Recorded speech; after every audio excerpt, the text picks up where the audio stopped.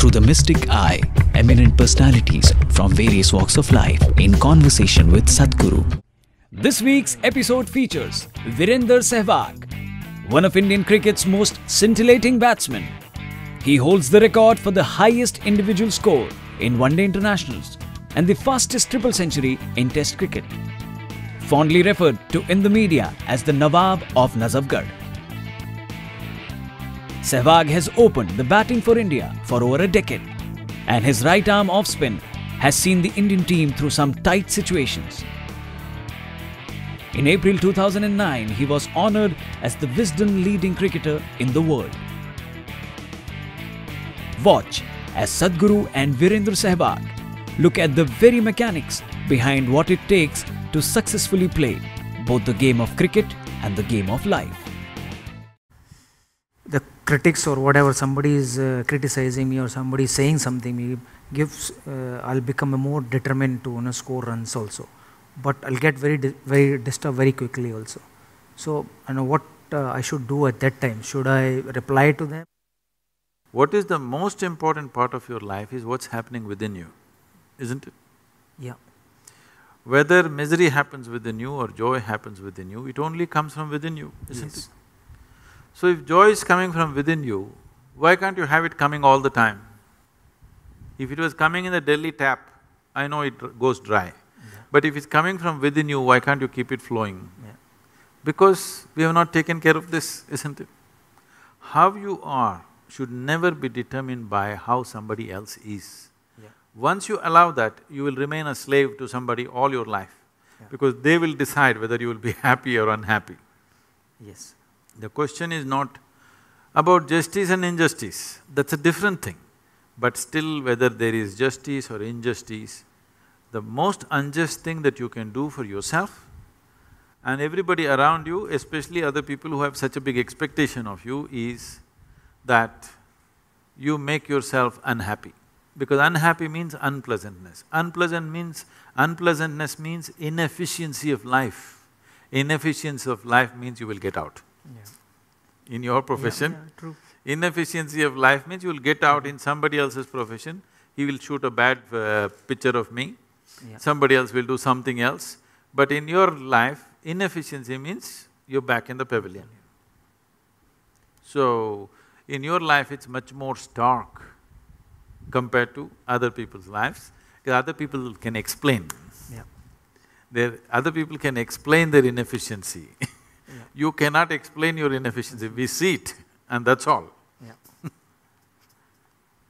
And there are so many expectations from people, from family, from friends, that every time I walk on the field I have to score runs, and they want to see me on the field to score, hundreds. So it's difficult to perform at every time, but the expectation is there when I got out. So my son says, Papa, why are you getting out every time? Why not you scoring 100 every time? So, I can understand he's conscious, he's a child, he doesn't know anything, but still, he's expecting from his father that whenever he goes to the field, he can score runs, at least 50 or 100. So that expectation is so much… You have more hundreds than fifties. Yes. You're one of the few who has more hundreds than fifties. Yes.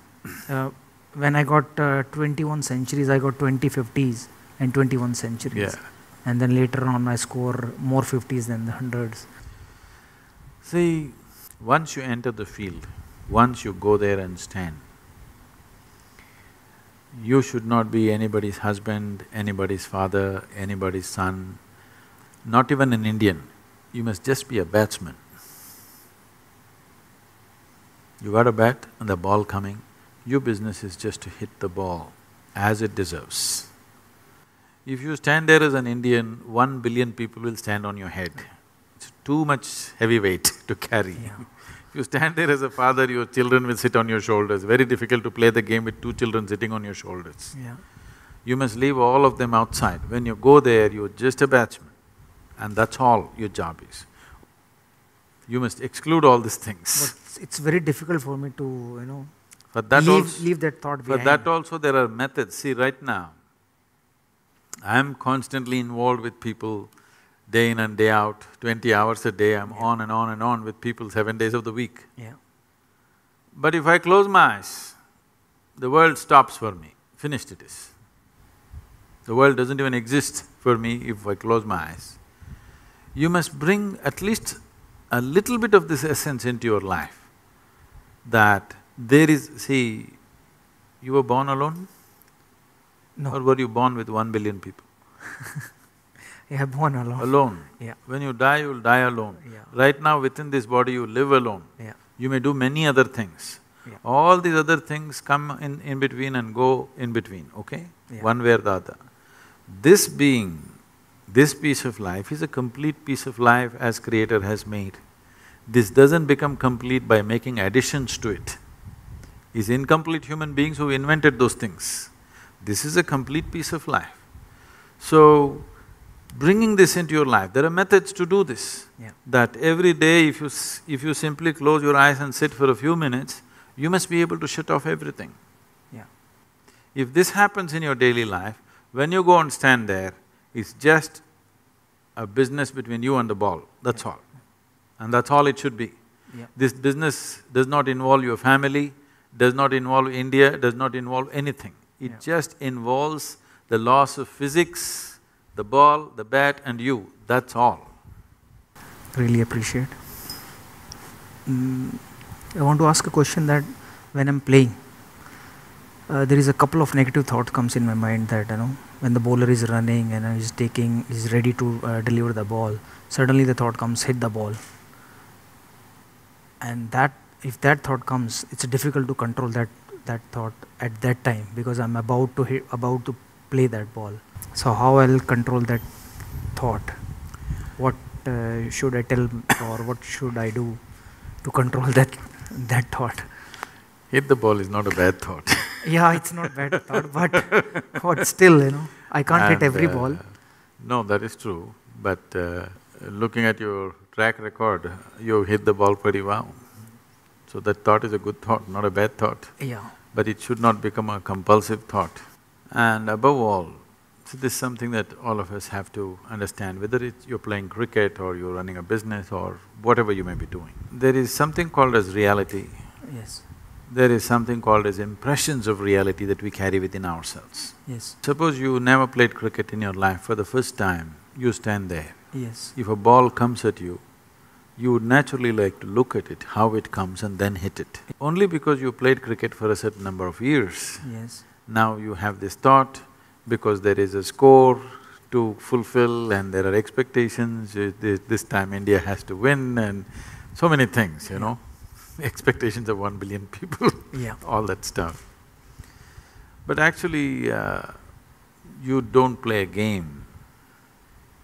I would call everything a game in life. Yes. Whether you're on a playing field or you're in any other field, it is a kind of a game. You don't play any game well, you don't win a game because you want to win. Yeah. You don't hit a ball because you want to hit. Yeah. It is only because you do something right, it all works. So if you want to do something right, if you want to do anything right, first thing is we're able to grasp the situation for what it is. You're expecting the ball at 160 kilometers per hour, suppose he lets it out at 60 kilometers per hour, it's the easiest things to hit probably, but you may miss it simply because you're expecting it to happen in a certain way. This expectation is coming because your memory is projecting into reality and making an unreal reality. So if there is an intelligent bowler, she reads this and he will make those things, and it is not always the fastest bowler or the one who spins most who gets the wickets, it's one who reads the batsman's expectations and just does the reverse of that, who manages to fox the batsman. So it doesn't matter which aspect of life, whether sport or otherwise, the important thing is we are able to grasp what is there and do the appropriate action. Yeah.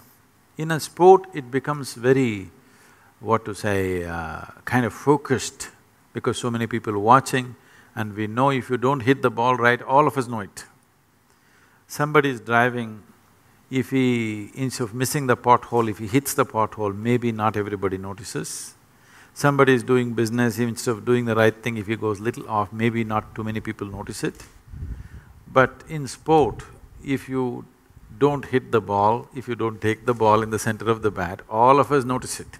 Yes. Not just you, Yes. not just the bowler. Every one of us know that you didn't hit it right. So because of that, all this is building up. I was just talking to somebody and they are just then… somebody was telling me, we got to beat Pakistan this time. I said, don't try to beat Pakistan, just hit the ball. Yes.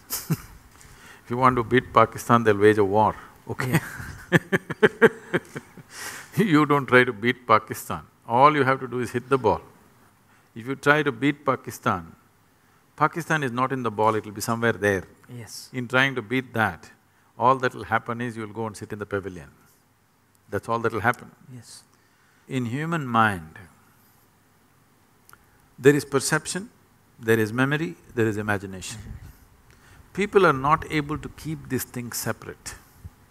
There is memory of the game, there is imagination of how you will carry the cup, and there is a reality of a ball coming at you. It is only the reality that you can handle. Memory and imagination, you can only fancy with. One is about that which is over, one is about that which is yet to happen. The reality is the ball is coming and you have a bat in your hand, you have to hit it the way the ball deserves it, not the way India deserves it, not the way Pakistan deserves Yes. it, not the way somebody else deserves it. You have to hit the ball the way the ball deserves it, the way it's coming. So to keep this clarity of mind, there are methods with which you can hold your mind in such a way that this moment if I sit here, the memory of who I am, my parentage, my upbringing, my growing up, my things or things that I know, if all these things come right now in my mind, I will not perceive what is here. Memory will play. Yes. Memory is not a reality Yes. because it is about something that is over, which does not exist. That which does not exist, if it impedes into that which exists, you will miss that which exists. This is so in everybody's life, but in a sports person's life, the effect of that is immediate. In other people's lives, it'll pay out and they will see it after some time that it doesn't work. Yes. But with your life, it's right there. You're either at the crease or you're sitting up there and clapping for somebody. Yes. It's very clear. So because of that, it stands out, but this is true for everybody's life.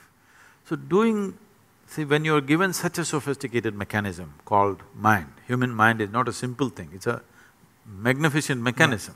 Yeah. Even if you buy a phone, a simple phone, which they're calling it smart, it's not as smart as you, okay? Yes.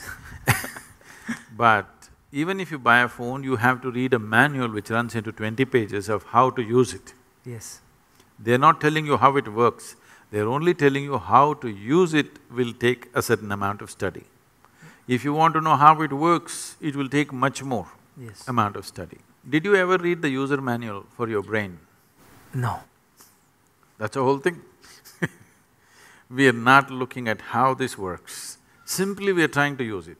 By nature or by accident, people may get to use it, but not consciously. But there is a method or There is a method. a technique to This is a use it? very established method. Okay. My next question is that only how I'll control that thought? Don't try to control it, you need to liberate yourself from this. Okay. See, I am not talking about controlling your mind. Yeah. I am talking about liberating it Yeah. from all kinds of additions that it has added on. Yeah.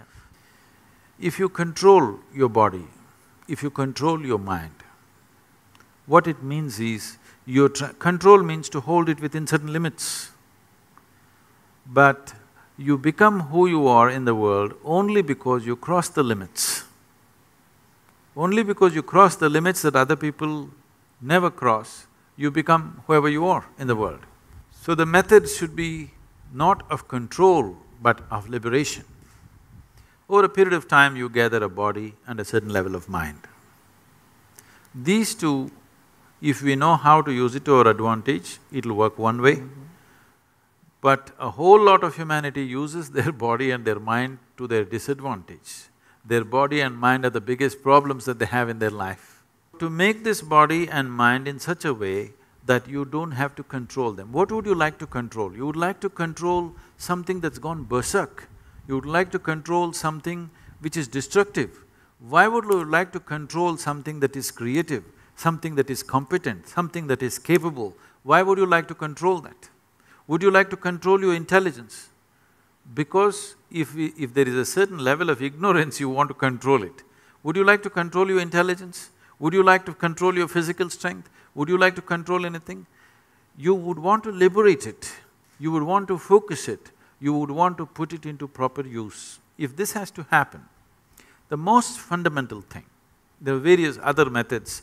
If you have the necessary time, more sophisticated methods can be approached. Necessary time does not mean you have to spend 12 hours a day or something. If you spend 20 to 30 minutes a day, you can do miraculous things for yourself. Because you know how to play the game, you know how to do all that it takes is little more clarity at that moment, and the body and mind responds with much more ease rather than tension and fear and anxiety, it responds with ease. There is substantial scientific and medical information today to clearly say, only when you are at ease, your body and mind functions at its best. We have given it to the cricket team also, I don't know if it reached you. This is called as Isha Kriya. This is a simple process. The important thing is to make a distinction between what is you and what is not you. When I say what is you and what is not you, whatever you associate yourself with, after some time you start experiencing it as myself, because somewhere in your mind you identify with it. Starting from the most fundamental thing, it goes into various things, which causes enormous amount of disturbance and misery. But the most basic thing which breeds this is your own body and your mind. When we say your mind is largely the thought process and emotions that go on there. This thought process and emotion mainly happens the way it happens because of the type of memory that you have gathered there. Obviously, you gathered memory over a period of time, isn't it? The body, the physical body, from the time when you were born and how you are today, you gathered this over a period of time. Anything that you can gather can be yours, but can never ever be you, isn't it? So to create a distinction between what is you and what is not you, if this distinction arises, which is what Isha Kriya does, if you bring this distinction into your life, you will see suddenly your ability to use your body and your mind is phenomenally enhanced, many fold. The same body and same mind, simply because you're not tangled up with it, you can use it so much better, simply because there is a little bit of space between you and your body and you and your mind. This is guaranteed from me. Okay, thank you.